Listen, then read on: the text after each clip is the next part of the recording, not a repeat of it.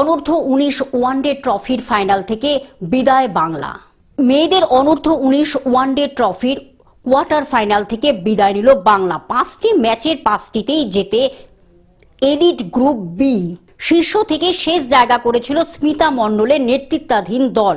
যদিও নকআউট পর্বে প্রথম ম্যাচে থামল বিজয়রথ ক্রিকেট একাডেমির মাঠে বাংলাতে 36 রানে হারিয়ে সেমিফাইনালে গেল Karnataka.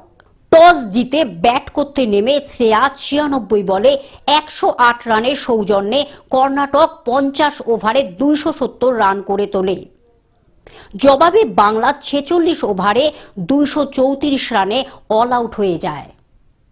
Bureau report, globe news. এখন থেকে গ্লোব টিভি দেখুন আপনার স্মার্টফোনেও। গুগল প্লে স্টোর অথবা অ্যাপল স্টোর থেকে ডাউনলোড করুন গ্লোব টিভি লাইভ অ্যাপ। এছাড়া জিও টিভি অ্যাপ থেকে দেখুন গ্লোব টিভি লাইভ।